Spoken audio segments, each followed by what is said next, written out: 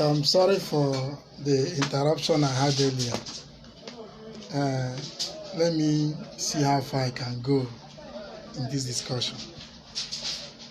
I am Eze Nnanyere.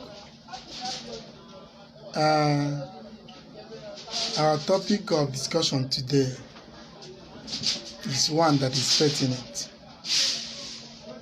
one that has lingered for quite some time now. The topic is Igbo, farce or a false narrative. We need to find out the true position of this phrase. When Igbo is translated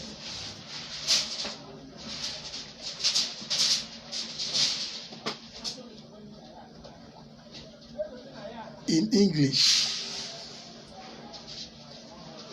to mean the Igbos have no king or a central leadership.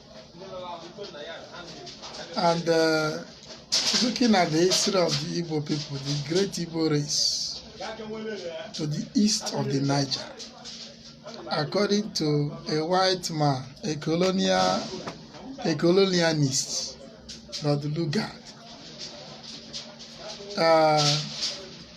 he refers to the Igbos as great, even in the midst of hatred that all of them share against the Igbos.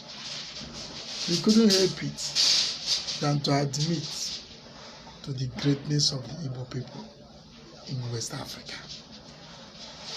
And this phrase or saying, Igbo Enwe, I believe that phrase did not emanate from the Igbos themselves. It came from those who are spiting them,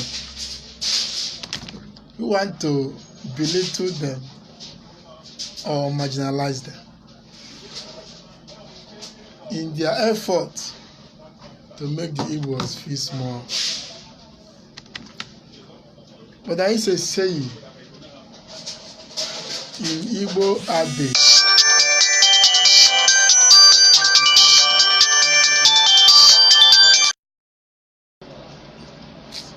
my viewers, I'm so sorry. I'm sorry for that interruption. Edith, Emmanuel, I can see you. You're waving at us. You're welcome to this discussion. And we would like to welcome every opinion, whether for or against. We are talking about the phrase Igbo Enwe. Is that statement a true position of the Igbo people, or is it meant to spite them by their detractors? Because it amazes people like us why it appears that the entire world is standing against the progress and the advancement of the Igbo people.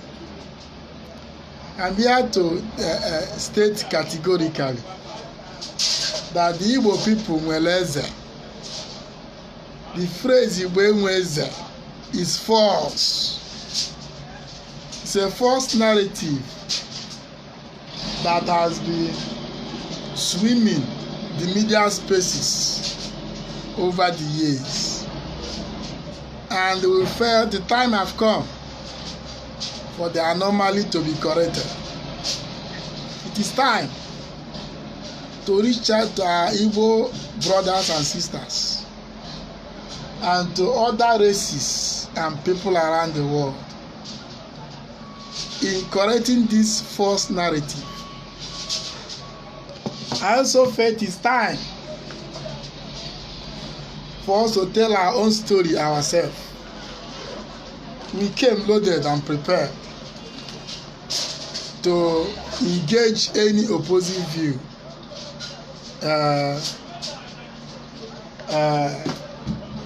diplomatically and logically, constructively in dealing with this issue. If you look at Igbo society, say to history, one can agree with me that the Igbo society is a well-organized one. In the Igbo society, pre-Igbo colonial society, the Igbos have a well-funded type of government in which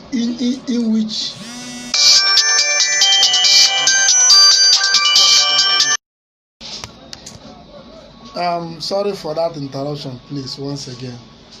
We are continuing despite the calls coming in. It's my line that I'm using, my cell phone, and the calls tend to be coming. For me, if I start waiting for when calls will not come, I will not attempt to do this video at all. So, continuing with our discussion. The Igbo society. Yes.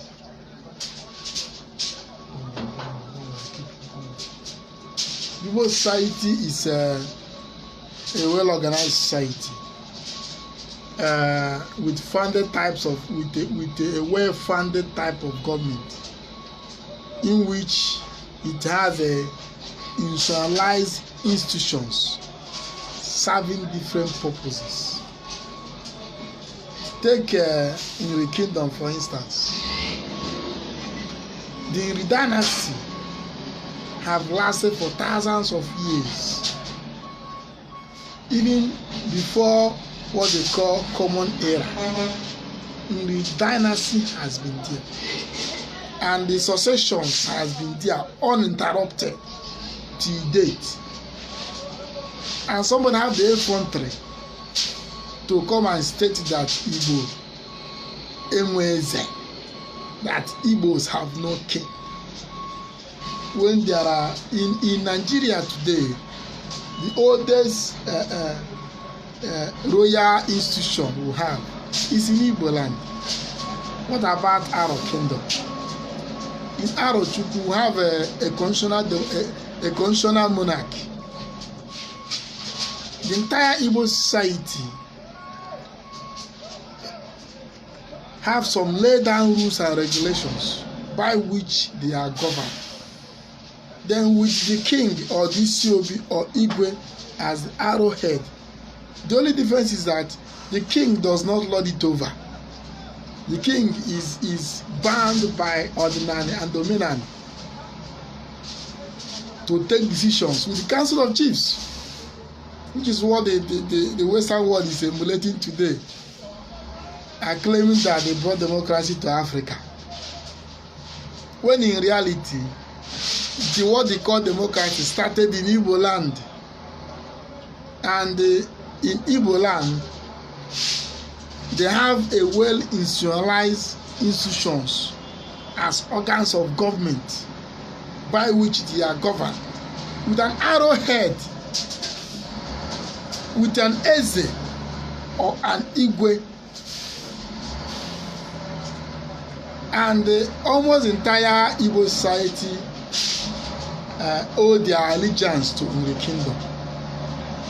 So that is where the borrows almost the entire omenani, taboos, ordinary that has been practiced in Igbo land. So looking at that narrative, I am stating categorically here that Igbo nweleze, Igbo nweleze ụmụnne m, Igbo nweleze.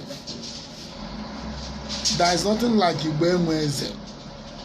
That phrase emanated from the enemies of the Igbo people, and we have to tell our stories ourselves.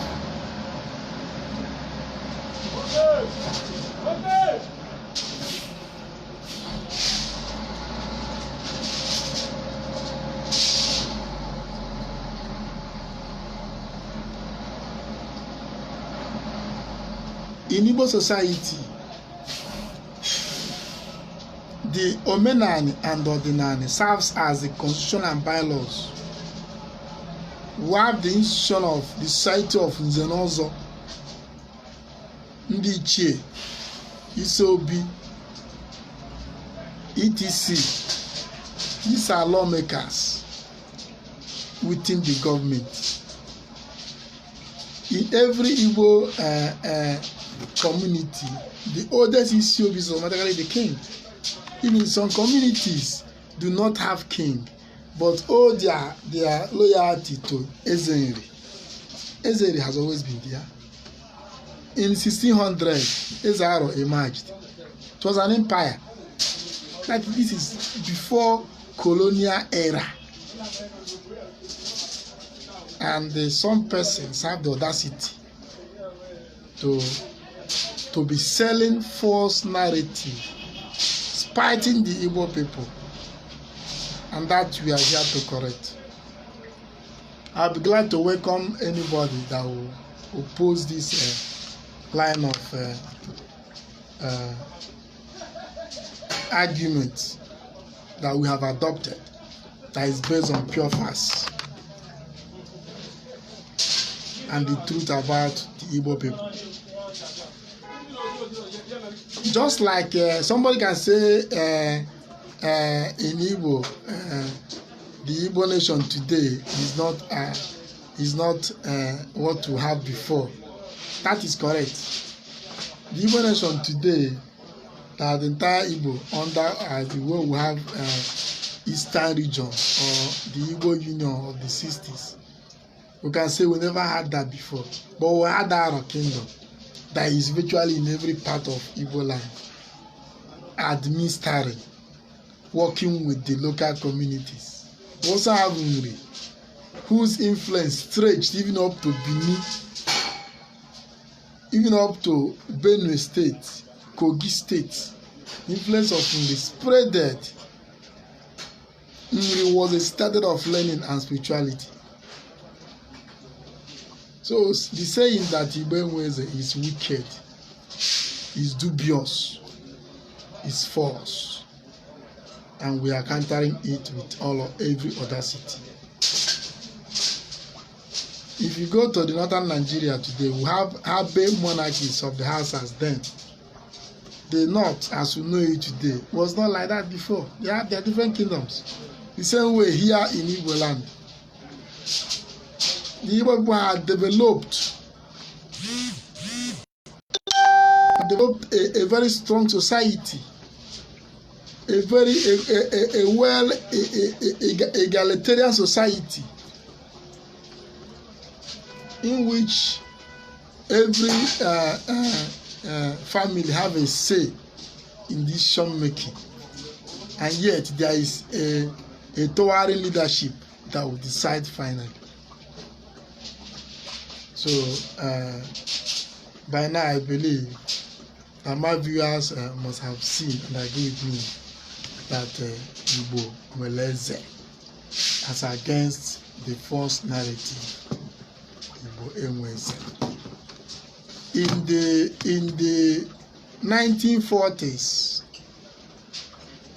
the Igbos virtually worship Nnamdi Azikiwe. They followed and worship him from 1940s to 1980s,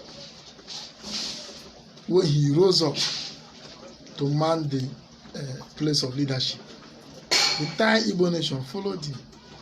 So the Igbos have a way that they can be governed but cannot be ruled.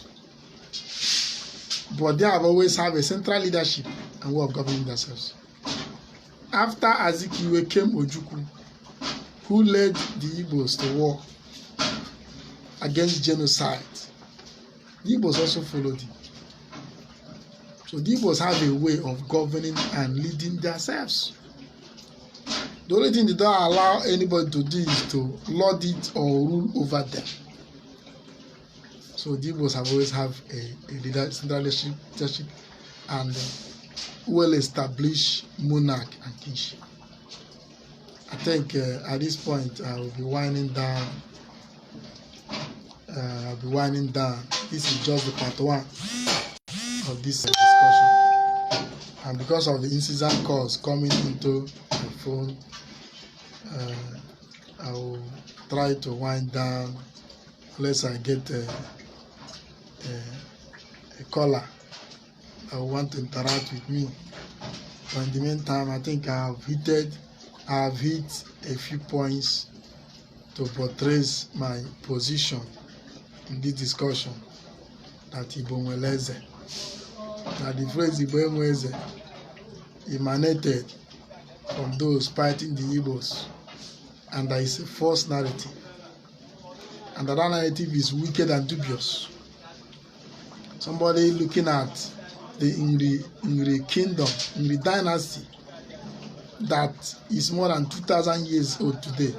The same person have the audacity to open their mouth or to type with their keyboard that Igbo Nweze, or looking at the great Aro kingdom, which spread up to Equatorial Guinea, which covered almost the entire Igbo hinterland from the boundaries, which spread beyond Igbo land, governed by one Eze Aro, because they are minister almost everywhere in Igbo land. If you go to Uguta, if you go to Ajale, Obaru, Onitsha, Arondizog, all over you see Aro settlements. All this area are governed by Aro Kingdom, Aro Confederacy, led by Eze Aro. Somebody say that to begin with. I need one gram, about 150 dollars. 1.5. On my second. Oh, no, Yeah. So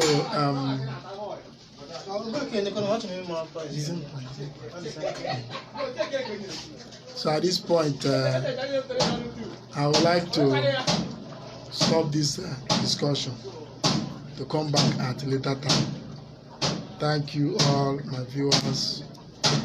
Once again, Eze. Thank you very much.